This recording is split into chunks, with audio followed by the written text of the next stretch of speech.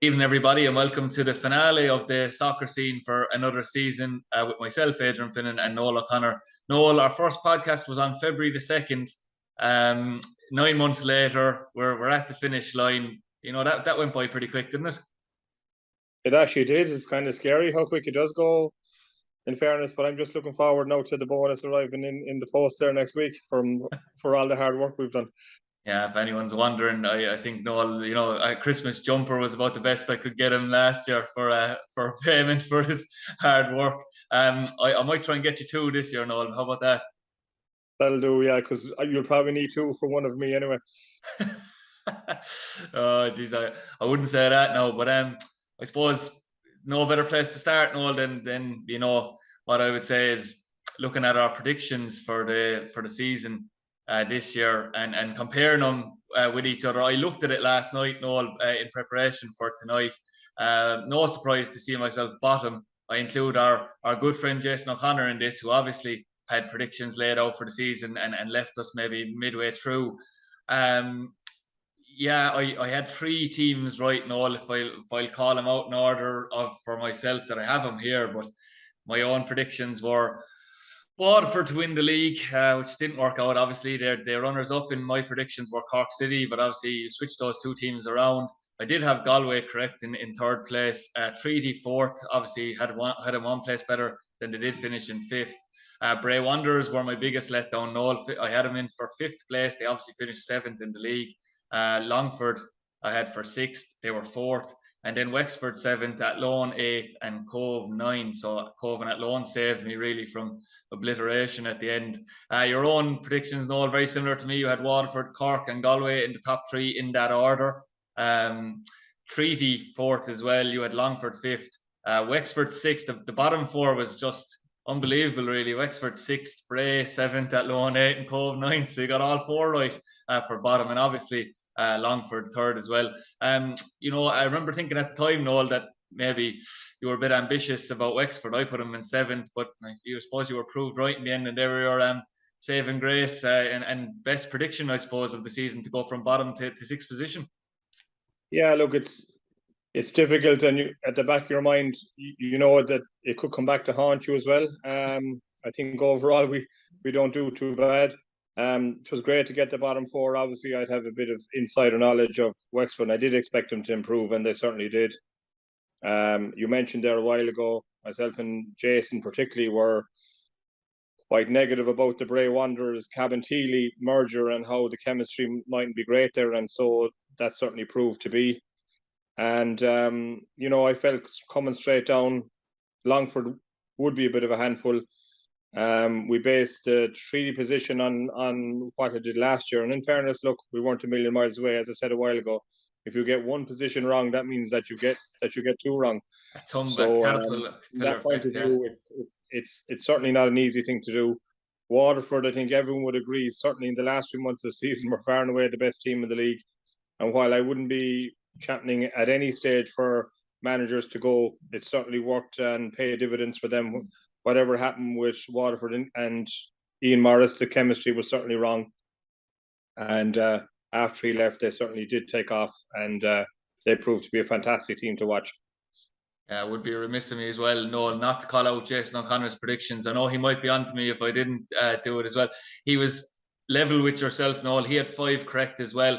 He had a perfect order in the top 3. He had Cork as champions, Waterford second, Galway third. Then he had Treaty fourth, like ourselves, Bray fifth, like myself as well, Longford sixth, Wexford seventh. We were very similar in many respects. You had Athlone eighth and Cove ninth, but he did have 5 correct. Now, unfortunately, he is no longer on the podcast with us. But if I was to do a tie, try and break the tiebreaker, I would have done it for the playoff game this week. But unfortunately, that won't happen. But yeah, Jason and yourself, neck and neck, Noel. Yeah, look, he was kind of streaking away there for a while, and he was letting us know every week about it. So it's probably, even though I certainly do miss him, and I think he's a big Last Run podcast, and I certainly wouldn't be happy to be listening to him now tonight if he got one more than myself. So I'm certainly happy to be at least be on even keel with him. Yeah, absolutely. No, tiebreaker. Unfortunately, I know that you are probably happy as well, Noel, but the one that let me down the most is obviously that Bray Longford situation. You said it about Bray that you didn't think the chemistry was right, but also in fairness, you had Longford, you had him in fifth, so to get the playoff spot, I had him in sixth. You were confident that they were always going to get a playoff place, and that did play out because I suppose that they're always a notoriously good side in the first division, Noel, in terms of getting jobs done in terms of playoffs or promotions, and despite the fact now that manager Gary Cronin's gone and there might be a bit of upheaval on this season, on the basis of this season alone, they did their job really.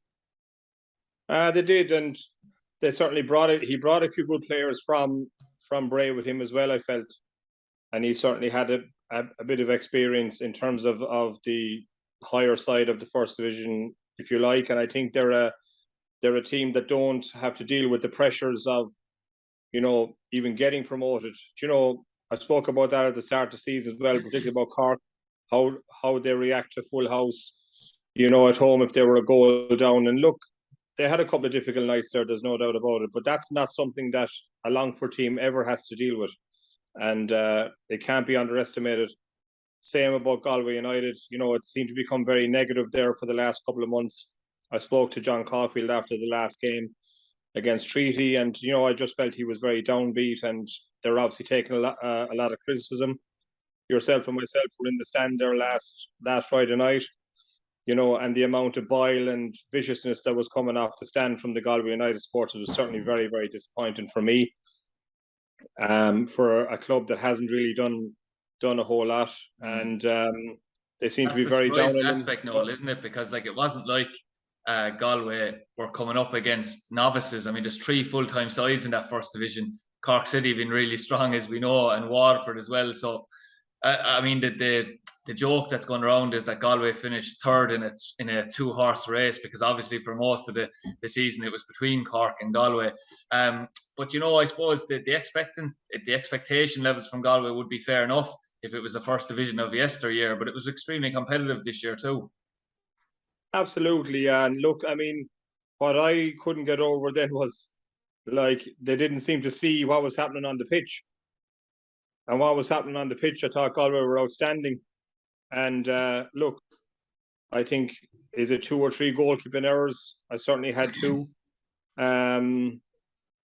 Gave them a mountain to climb. I thought they never gave up. They died with their boots on for their manager, which I always look for. Desperately unlucky with a couple of chances hitting the butt of the post and the ball coming out 2 yards out, an empty goal, and the guy just couldn't get his leg around it. Stephen Walsh obviously missing a penalty. I felt if they'd got that penalty with 11 minutes to go, I could at least seen the game to extra time against a very good Waterford team, because we've been saying that how good that Waterford team is. And if they kind of folded the tent early on, I might have said, but and even talking to them going out, there was no talking to any of them even about the performance on the night, and then the fact that John Caulfield had to run off the pitch with his steward before the rest of the team came off, I think it's really, really disappointing and kind of ignorant as well. I don't know if he'll stay or not. I certainly hope he does stay.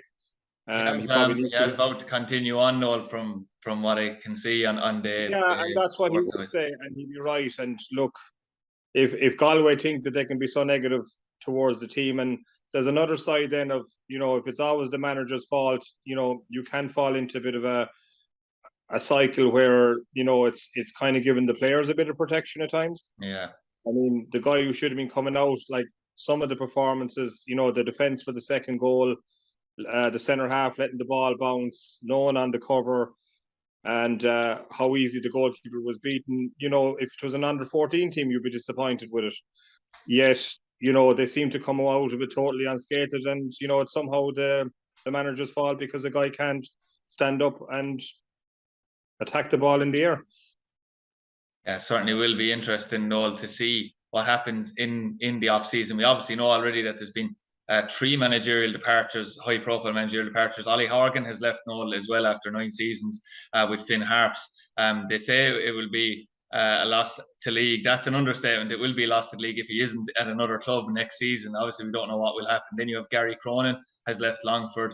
I know there's rumours about him going to Bohemians with Declan Devine, and then you have Ian Ryan leaving Wexford, which is one of the more surprising aspects. I think John Godkin, who is the new we'd say director of football or head of football at Wexford, is in there now, and there has been a bit of structural change at Wexford. But three managerial departures that we may come on to at a later time. We didn't have time last week, Noel, to discuss the Treaty United exit from the playoffs actually at the hands of Waterford. They went out fighting anyway and went out swinging. That's fair to say. After the first leg, Noel, considering the way it went, you would have almost feared for them at the RSC, even if Waterford had taken the foot off the pedal. But for that first half, the Treaty team made everyone believe, and they were 3-1 up at the break. And, there was part of you at the back of your mind, much like UCD the season before, that was thinking, can this be done? But obviously, that concession of the penalty early in the second half just snuffed that out in the end. Yeah, look, they were great, in fairness to them. I kind of felt that I wasn't that worried about them getting, say, and I think they did get a good beating in Marcus Field. They were talking about late goals and, this and that. But overall, I thought that they were really second best, which is no disgrace to that Waterford team when they're on song. And I felt that, Waterford would have felt that the job was more or less half done, and maybe he'd make a few changes because they had to think of the match against Galway United. So I never felt that it was going to be, if you like, another gung-ho performance by Waterford where they'd go after him for the first whistle. I think they were even surprised, let's say, by how well Treaty, I think, adapted to the conditions on the night. And I think playing success up front certainly did work. And it also probably exposed a few defensive frailties in that Waterford team that may well come back to haunt them against UCD. And we certainly saw it again on Friday night, although, they weren't punished on the scoreboard, but certainly they looked shaky for a lot of those minutes. But credit for Treaty to going down and giving it a real go. I thought the changes were good. And it probably was something that needed to happen because it was more or less the same team probably for the last 6 or 7 games outside the Wexford game. And it was just a pity probably the way the season petered out, because I think there was only one win in the last 7 games and a couple of draws, which was obviously disappointing because up to then they had been really, really good. Yeah, they had went on a really good run, and as you mentioned, maybe a bit of a barren spell towards the end in terms of wins, Noel, but another achievement in terms of getting to the playoffs. There's Enda Curran was actually nominated, Noel. There's 3 nominees for the player of the season in the first division. Enda Curran was one of those. Obviously, we know his goal scoring press this season with Treaty. That didn't go unnoticed. Obviously, Stephen Walsh of Galway, who effectively transferred from a defensive player to a centre forward for Galway and kept them taking over for long periods. He was a real focal point for them.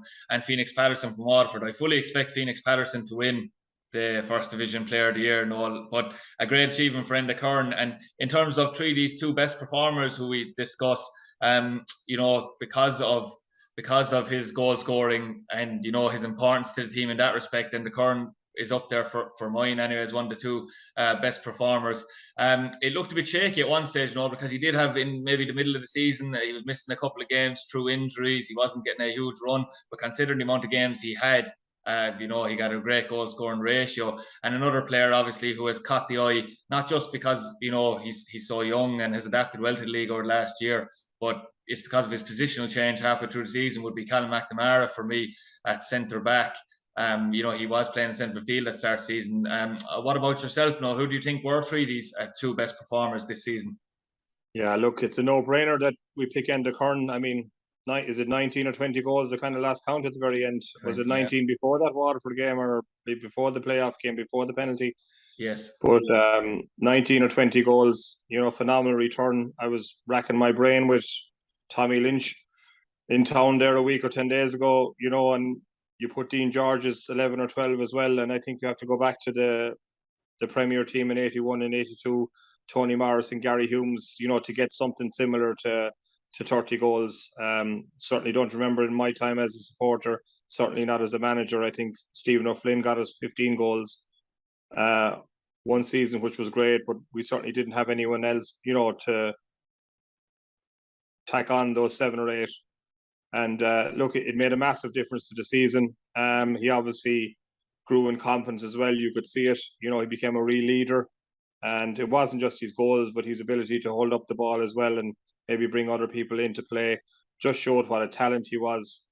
And obviously, you know, he'll probably look at his career and say that, you know, he's kind of underachieved, certainly on the basis of what we've seen this season. And it'll be interesting to see what happens with him next year. As regards the other player, I'd agree with you with Callum McNamara. I think he's done really well. I think he's a lot of work to do as well. But I think probably the unsung hero has been Jack Brady.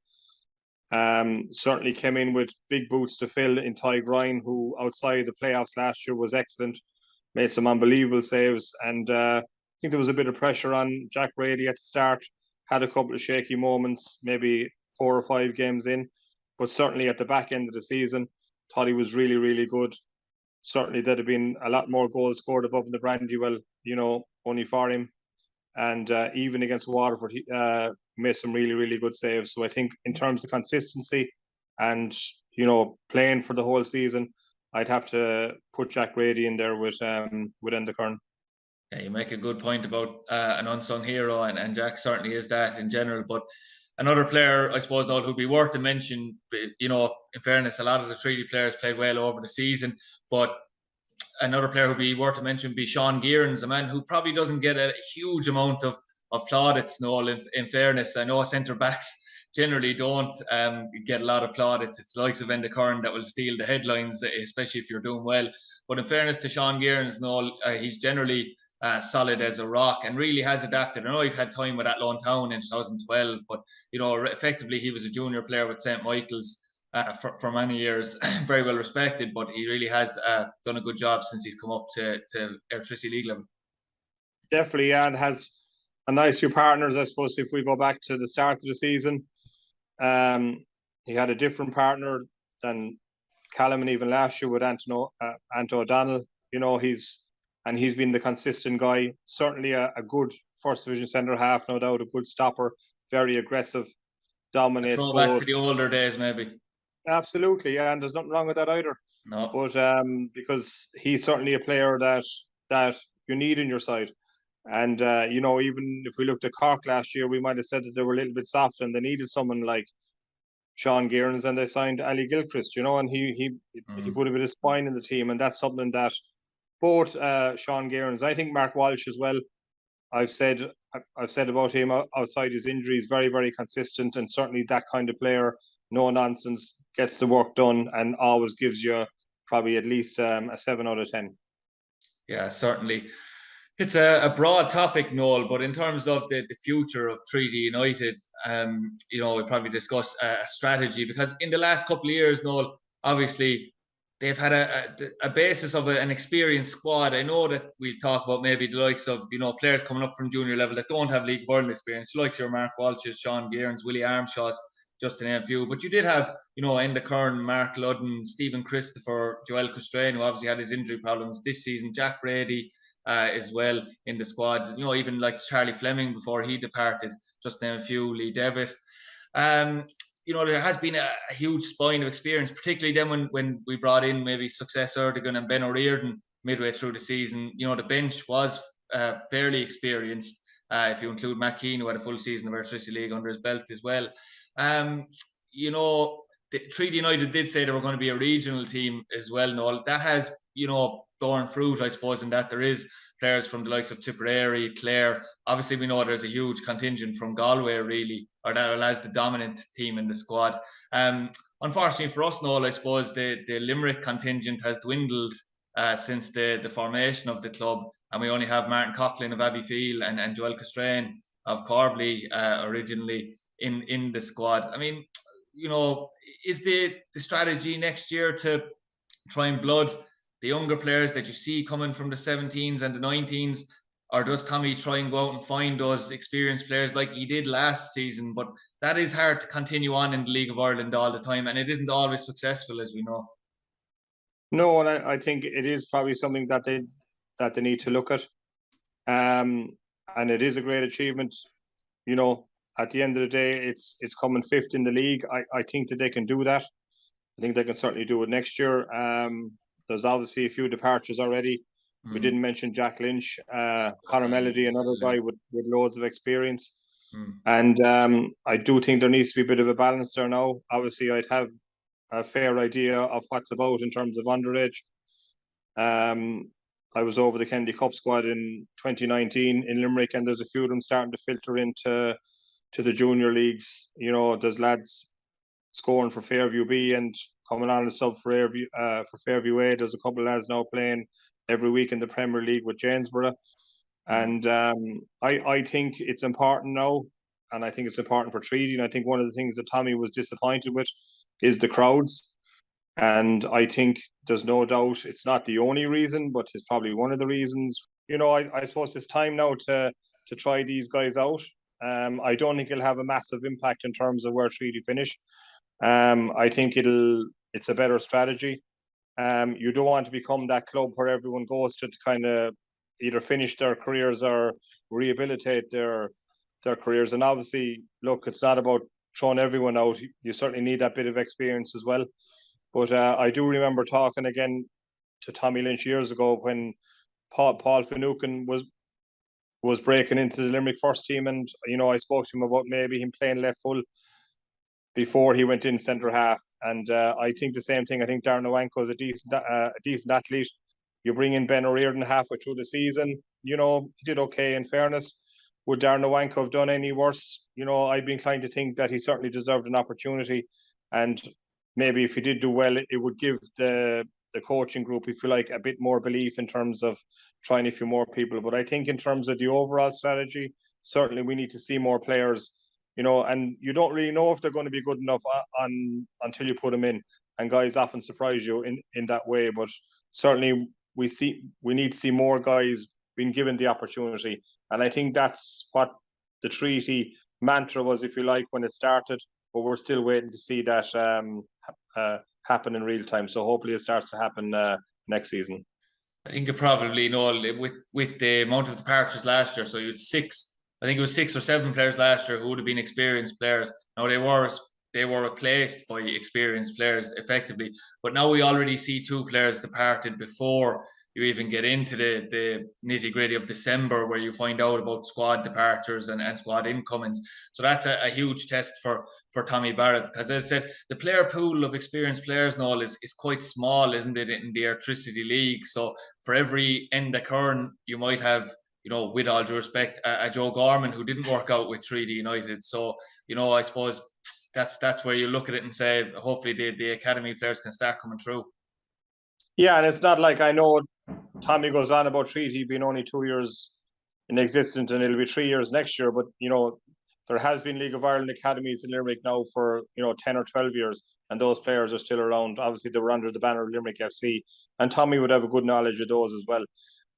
But certainly, I think it has to happen, and I think as well that would help the situation where sometimes you hear Tommy saying, well, you know, we only train one night a week, or we only get together for 3 or 4 hours a week, you know, including a match. If we had more of that local pool around, I think that would be more available to go training, and there wouldn't be as much travel involved for them. And, you know, as again, it goes back to coaching, and you got to get your sleeves rolled up and start working on these players and starting to improve them. And there might be a bit of short-term pain, but certainly long-term game.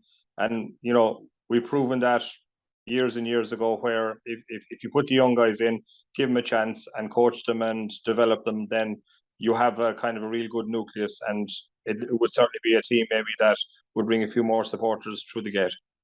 And of course, Noel, recent announcements from the league and the PFAI have been of huge interest to everyone in the league. Obviously, there's talks of a minimum professional contract of €430 a week for players over 20 years old for the full-time clubs, and €130 guaranteed if you're a part-time player. Now, the PFAI are actually bartering for €190 minimum for part-time. Now, I'm not sure I agree with that, Noel. Whatever about the likes of your Derrys and your Shamrock Rovers and Dundalk's able to play minimum wage, I can understand that more. So the first division clubs managed to get that down and negotiate that down to €130, which, you know, would make sense. Yeah, so, you know, I suppose, what's your take on the whole thing? Because actually, it's funny. We know that Treaty United are an amateur club, and I know that Stephen McGuinness, the PFAI chief, said that they'll be hoping to try and get rid of amateur clubs if they had their way, competing in a professional league. So what do you make of it overall? Yeah, look, Stephen McGuinness is fine. He's entitled to his opinion, and he's working on behalf of the players. He's never had to run a club, or Treaty have said that they're an amateur club, and I actually read the piece myself, and there is a mandate there, if you like, for amateur clubs, which is by or from the FAI, which is obviously more important than what Stephen McGuinness wants or wishes for. I think, look, it is heading that way, isn't it? There is more money coming in. There seems to be more people getting involved. The attendances are going up, and it's going to take a bit of time. But certainly at the professional level, guys do need a bit more wages and a bit more structure. And if we are going to keep more of these good young players at home, well, then obviously an increased wage structure is certainly going to help that. And I think it's a step forward in the right direction. And look, at some stage, you would hope that Treaty, when they get everything right and they have a bit more of the business community behind them, that can maybe make a few steps in that direction as well. But still, regardless if you're a professional or an amateur, I think that there still should be facilities or players, to train maybe at least 2 or 3 times a week if they want to play in this league. I do remember my uncle Albert, who captained Limerick. Severe dedication going on back in the day, complaining probably about the fact that you'd probably be training at least 3 times a week, and then traveling the length and breadth of the country on the weekend, the likes of Donegal in the back of a van, Noel, which just shows you the challenges there. It's been the League of Ireland isn't a new concept on to anybody, and this has been going on for years. But I suppose McGuinness is right as well, Noel, isn't he? In fact, that he was basically saying that it'll stop the exploitation of players. I'm not saying that's generally going on, because the League of Ireland clubs have all had their struggles financially. So there's 2 sides to the argument. You're forcing clubs with low attendances, to pay a minimum wage to players. But I know Stephen McGuinness was saying if you can't afford to pay someone, which I suppose on the bare face of it, being a business owner yourself, if you're not able to pay someone 430 euros a week as a full-time employee, then you probably shouldn't be a full-time outfit. And that's true. And look, I mean, the easy part is done, is saying it.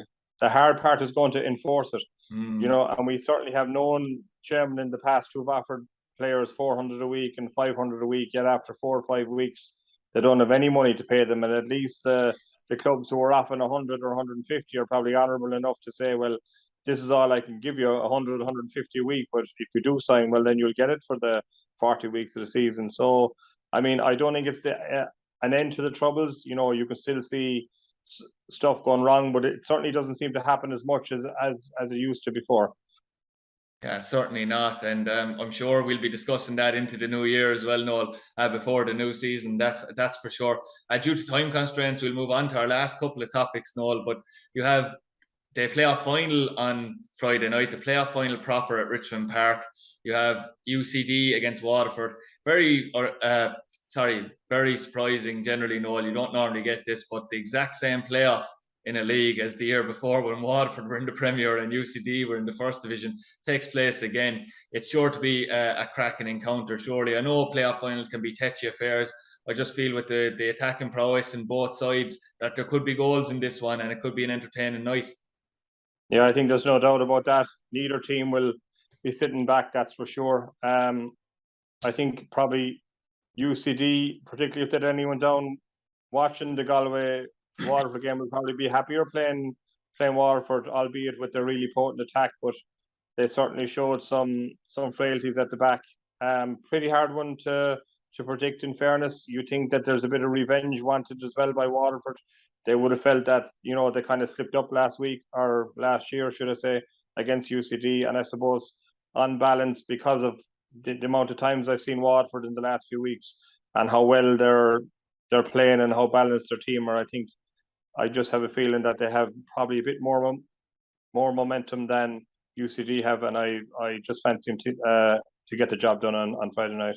Yeah, I think the Waterford will go up as well. I suppose, Noel, we were sitting and we were in the doldrums as I suppose we'll call it Munster supporters in terms of League of Ireland. We came and we were saying, geez, there's 4 Munster sides in the first division, which makes up 4 out of 9 teams.